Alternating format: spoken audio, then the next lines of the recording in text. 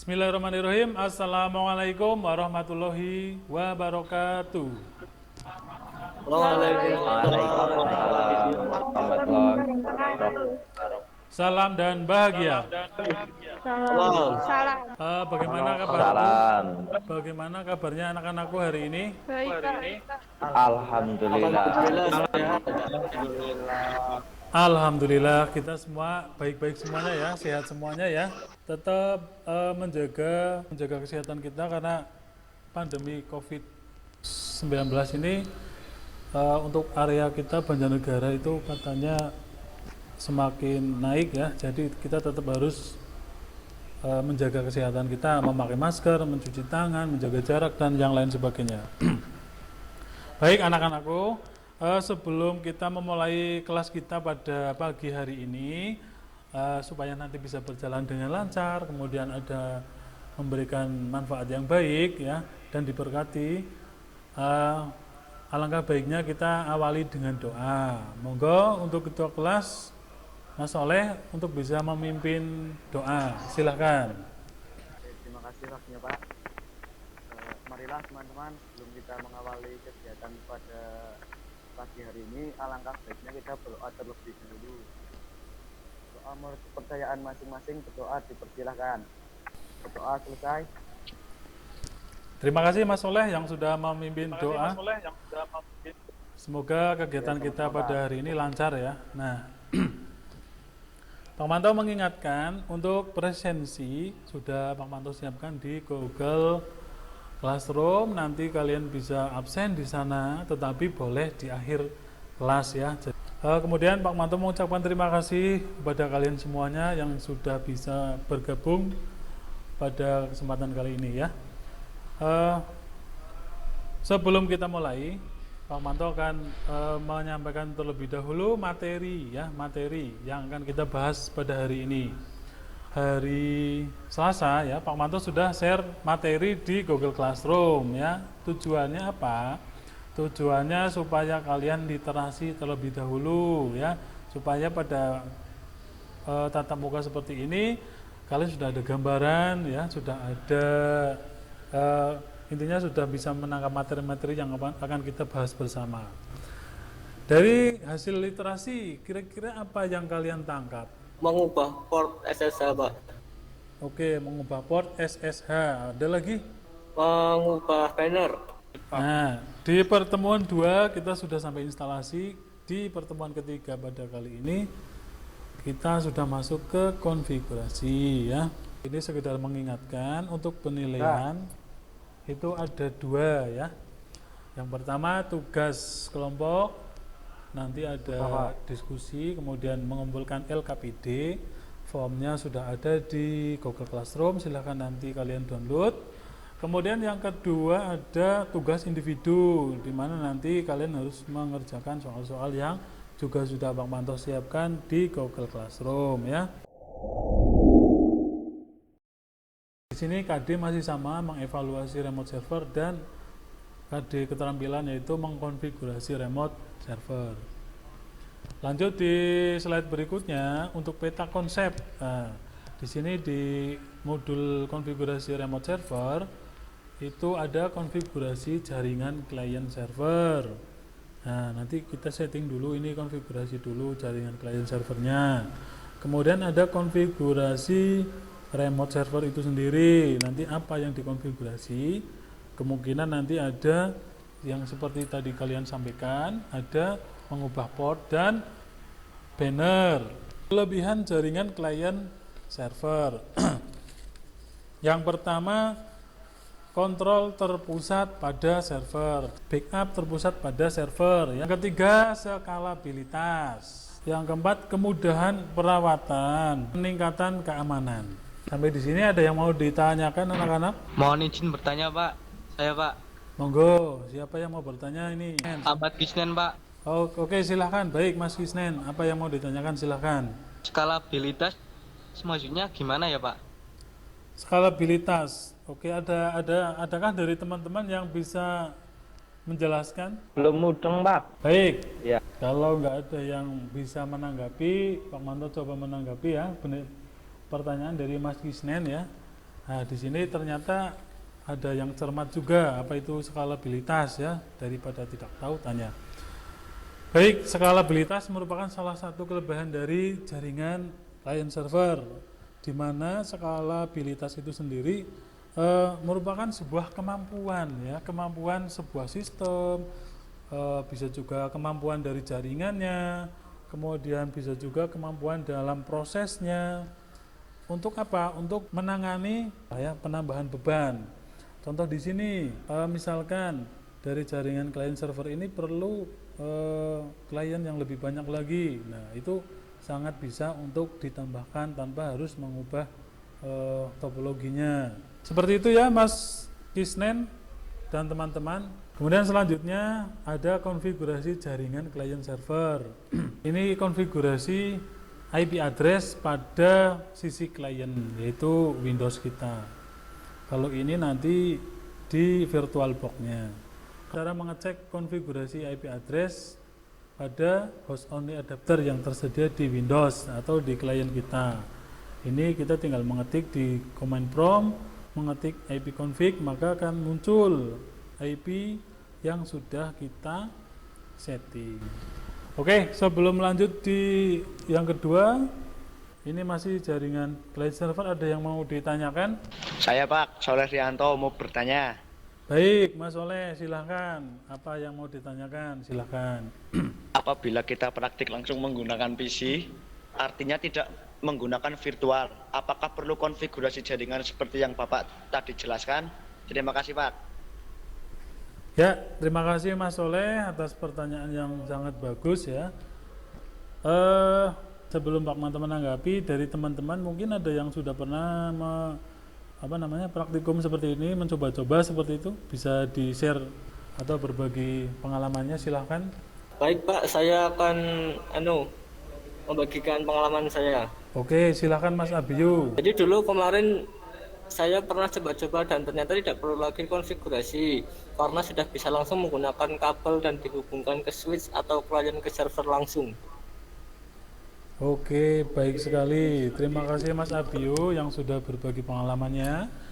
Gitu ya Mas Soleh dan teman-teman ya. Jadi untuk ketika nanti kamu setting langsung ke PC tanpa menggunakan simulasi virtual ini, itu tidak perlu lagi setting di seperti ini ya, di adapter virtual host dan yang lain sebagainya.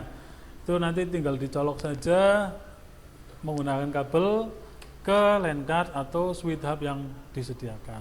Proses mengubah portnya, di sini portnya awalnya 22, port defaultnya kita ubah menjadi berapa? Di sini kita contohkan 354. Ini saya besarkan. Nah, service SSH restart akan ada hasil di bawahnya. Kalau ada keterangan OK, maka untuk service SSH bisa berjalan dengan benar. Kira-kira mengapa kita harus mengubah port? Untuk alasan keamanan. Ya, salah satunya itu ya, untuk alasan keamanan. Di sini perintahnya Viglet, kemudian ada bannernya di sini contoh SMK Taman Siswa Banjarnegara. Kemudian ada tanda kurung lebih besar /etc/ssh/banner. Banner itu nama filenya. Nah, nanti enter ya. Kemudian setelah kita melakukan ini, kira-kira apa yang muncul? Nah, seperti ini ya. Ada tulisan banner SMK Taman Siswa Banjarnegara. Sampai sini ada yang mau ditanyakan, anak-anak? Pak, saya mau tanya, Ya, silakan Mas Ferdianto. apa fungsi dari banner, Pak? Baik, pertanyaan yang bagus ya. Monggo dari teman-teman ada yang mau menanggapi? Sudah Pak, saya mau mencoba. Oke, silakan Mas Fimas. Tahu saya kalau banner itu kan yang dicetak terus dipasang di pinggir jalan, yang fungsinya itu untuk memperkenalkan produk atau perusahaan, kayak gitu apa ya Pak? Ya, betul sekali ya. Banner, fungsi dari banner. Nah, di sini Pak Manto tambahi bahwa banner itu adalah sebuah media informasi yang berisi pesan promosi atau identitas yang bertujuan baik untuk menjual ataupun memperkenalkan kepada halayak ramai. Nah, ini adalah jendela authentication banner yang tadi kita buat. bertujuan untuk membuktikan pernyataan bahwa banner dan address yang dituju sudah benar ya. Nah, nanti bisa kalian diskusikan dan praktekkan sih bagaimana untuk mengubah pot dan banner. Di sini adalah tampilan awal untuk servernya. Kita masuk dengan username, kemudian passwordnya.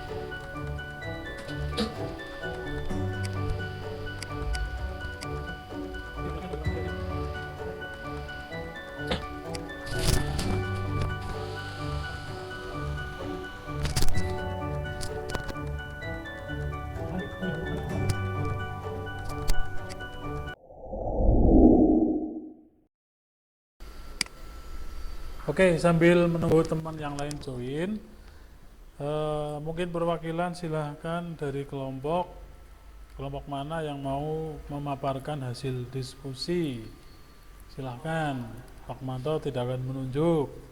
Baik, saya Pak dari kelompok 1 ingin mempresentasikan. Baik, pertama kali izinkan saya untuk share screen seperti biasa. Baik, langsung saja kita ke mengganti dan mengkonfigurasi ini untuk jaringan. Kita ke Virtual Box, seperti yang tadi kamu jelaskan, kita setting network. Untuk ini kita ganti ke password advance ke awal. Oke, kita tunggu. Lalu kita ganti IP untuk client atau Windows. Nah, untuk virtual box corresponding network kita ganti untuk ID ke property. Page ID yang 4. Oke, lalu kita isikan banner untuk SSL kita seperti yang perlu dijelaskan. SMK Taman Siswa Sena. Untuk menyiapkan perubahan kita perlu service SSL aja. Kita langsung service kita. Oke, pasti sudah benar. Untuk pengujian tadi teman-teman menggunakan local host, jadi di sini saya menggunakan klien Windows. Untuk port kita setting dari 70. Oke, kita akan coba eksperimen. Login as root. Oke, panel sudah terkait di sini seperti yang Pak Manto jelaskan tadi. Sekian, jika ada kesalahan mohon dimaafkan. Wassalamualaikum warahmatullahi wabarakatuh.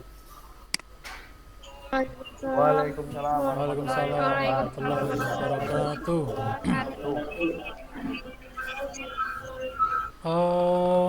Baik, terima kasih untuk kelompok 1. Saya apresiasikan sudah sangat luar biasa ya. Ternyata ketika kalian mau mempelajari kemudian memperhatikan apa yang sudah Pak Manto jelaskan dan demonstrasikan, kalian melakukan diskusi kemudian memaparkan, ternyata hasilnya sangat luar biasa ya. Untuk kesimpulan kita pada pertemuan ketiga ini di KD Remote Server, sebelum melakukan konfigurasi alangkah baiknya kita setting terlebih dahulu untuk jaringannya. Kemudian yang kedua, kita bisa mengubah port yang awalnya atau defaultnya 22 diubah sesuai dengan angka yang kita inginkan. Monggo mungkin ada refleksi dari teman-teman semuanya, dari kalian, mungkin perwakilan saja. Silahkan, siapa yang mau memberikan? Iya, saya Pak. Oke, monggo silakan. Izin. Saya mencoba Pak. Ya, silakan Mbak. Saya mencoba Pak. Kemarin saya sempat membaca modul atau materi yang Pak Manto share di Google Classroom. Terus terang saja saya masih bingung Pak. Tetapi setelah mengikuti kelas pada pagi hari ini, pada presentasi, materi demonstrasi, kemudian diskusi, saya jadi paham Pak. Terima kasih. Oke, terima kasih Mbak Lulu ya. Untuk selanjutnya Pak Manto hanya mengingatkan untuk presensi silahkan diisi. Kemudian tugas kelompok berarti yang tadi hasil presentasi. Kemudian ada tugas individu ya, nanti silahkan dikerjakan. Untuk pertemuan berikutnya rencana kita masuk ke materi DHCP server ya, silahkan nanti pantau saja di Google Classroom. Pak Manto akan men-share materi-materi, bisa kalian pelajari terlebih dahulu sebelum atau belajar mandiri sebelum kita ada kelas. Mungkin ada pertanyaan yang lain atau tidak, silahkan, atau cukup untuk pertemuan kita pada kali ini. Cukup Pak. Cukup Pak. Baik, kalau cukup kepada Mas Soleh silahkan memimpin doa untuk menutup kelas kita pada pagi hari ini. Silahkan Mas Soleh untuk memimpin doa. Oke Pak, siap. Marilah kawan-kawan, sebelum kita mengakhiri kegiatan pada siang hari ini, alangkah baiknya kita berdoa terlebih dahulu. Berdoa menurut kepercayaan dan masing-masing berdoa dipersilahkan. Berdoa selesai, beri salam.